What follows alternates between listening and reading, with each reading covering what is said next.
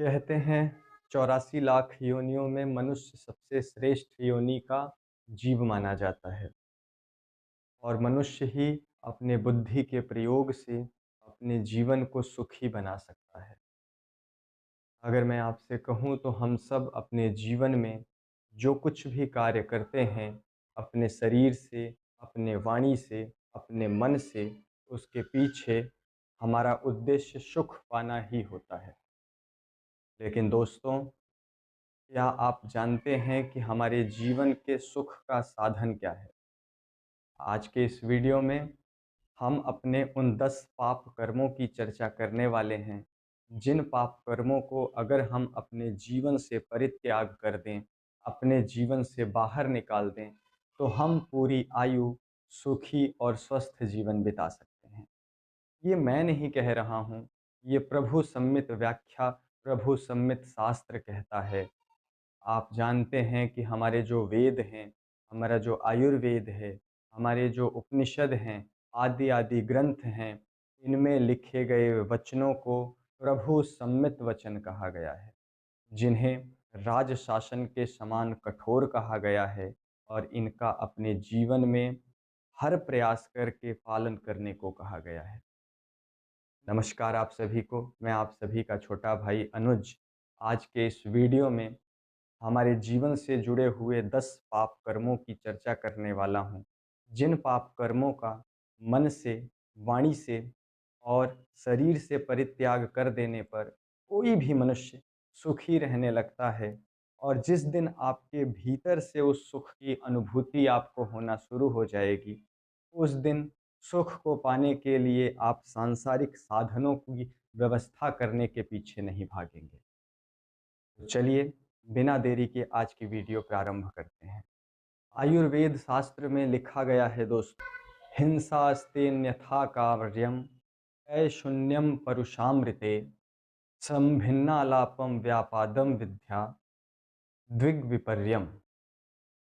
यानी हमारे जीवन में हमारे मन से जुड़े हुए, हमारे वाणी से जुड़े हुए और हमारे शरीर से जुड़े हुए 10 पाप कर्म कहे गए हैं।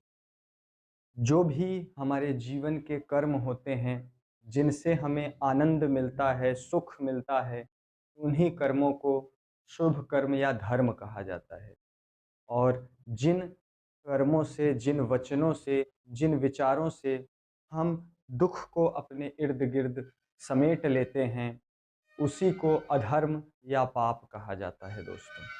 सबसे पहले बात करते हैं हमारे शरीर से जुड़े हुए कौन-कौन से पाप कर्म हैं, जिनका हमें अपने जीवन में परित्याग कर देना चाहिए, हमें अपने जीवन से बाहर निकाल देना चाहिए। सबसे पहला पाप होता है हिंसा करना, किसी व्यक्ति को मार डालना, किसी व्यक्ति को तकलीफ देना, किसी को प्रताड़ना देना, इस तरह के विचारों को हिंसा कहते हैं।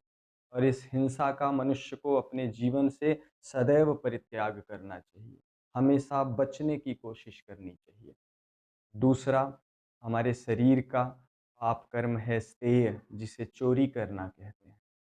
हमारे शास्त्र ये कहते हैं दोस्तों कि किसी भी मनुष्य को चोरी का कोई भाव अपने मन में नहीं लाना चाहिए। ये शरीर का पाप कहा गया है, जो रोगों को जन्म देता है।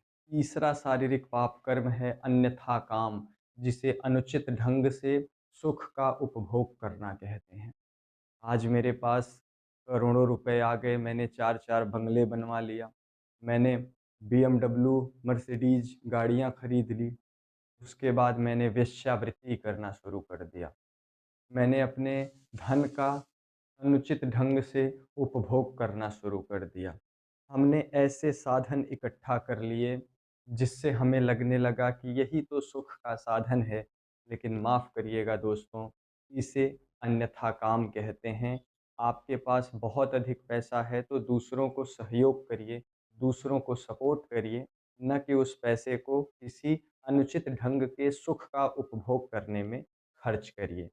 और यही 3 शरीर के पाप कर्म कहे गए हैं, जिसे मनुष्य को हमेशा अपने जीवन से परित्याग करते रहना चाहिए।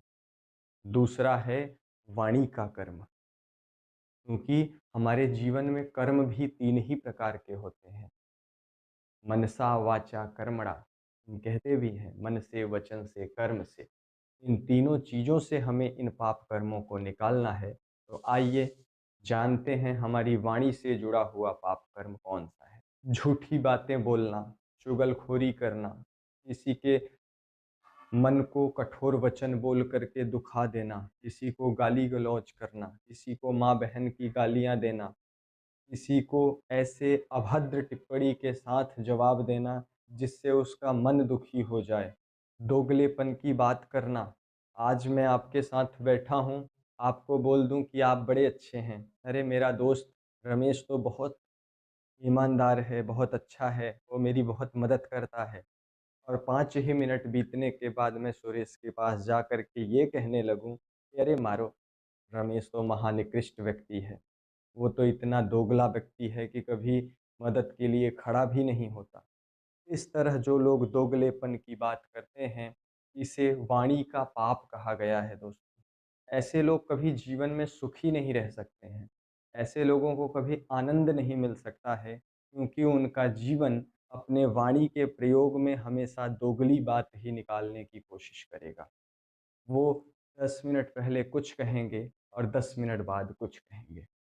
इस प्रकार झूठी बात भी बोलना किसी से, कोई मतलब नहीं रहा किसी बात का और आप बोलते चले गए। ऐसी बातें बोलना जिसका कोई तर्क नहीं, कोई लॉजिक नहीं।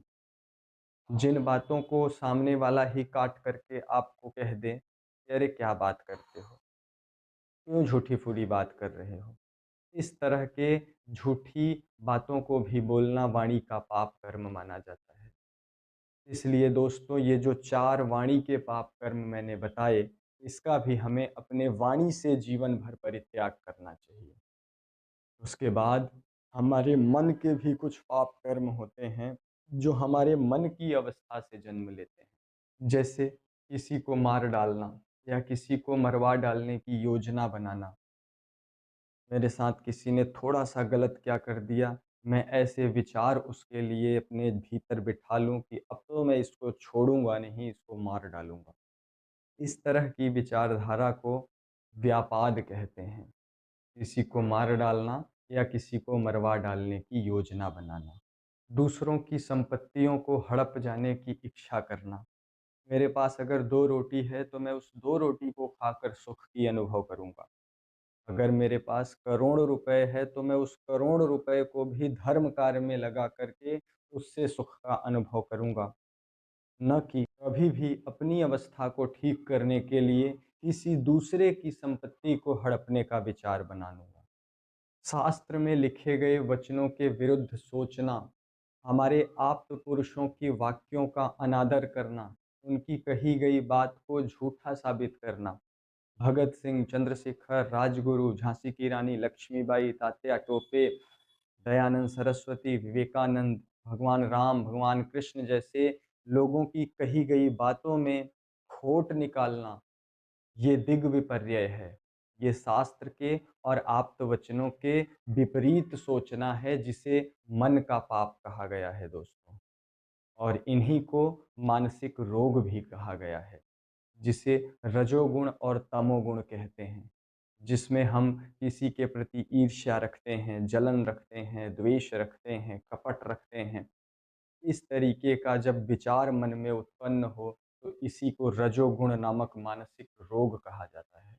और जब हमारे विचार इतने गिर जाते हैं कि हमारा विचार हमारे ही परिवार, समाज और देश के लिए घातक सोचने वाला साबित हो जाए, तो इसी को तमोगुण कहते हैं। दोस्तों, आयुर्वेद कहता है कि शरीर का कोई भी रोग पहले शारीरिक अवस्था में जन्म नहीं लेता, बल्कि पहले वो मन के भीतर कहीं जन्म लेता है। क्योंकि आज का विषय बहुत सूक्ष्म है, आपको इस वीडियो को गहराई से समझना होगा और मैं आपको विश्वास दिलाना चाहता हूँ कि जिस दिन आपने अपने जीवन से वाणी के, मन के और शरीर के इन 3 पाप कर्मों का परित्याग कर दिया, उसी दिन से आपको सुख मिलना प्रारंभ हो जाएगा। आज के लिए बस इतना ही, फिर मिलेंगे एक नई जानकारी, एक नए विषय के साथ। तब तक आप यदि अपने जीवन में स्वदेशी उत्पादों का पंचगव्य उत्पादों का सेवन करते हैं या सेवन करना चाहते हैं, तो स्क्रीन पर दिख रहे हमारी वेबसाइट स्वदेशी चिकित्सा आरोग्य केंद्र पर जा कर के आप बिल्कुल ही रसायन मुक्त हाथों से बनाए गए उत्पादों को देख सकते हैं और अपने घर तक प्राप्त कर सकते हैं। जय हिंद, वंदे मातरम दोस्तों।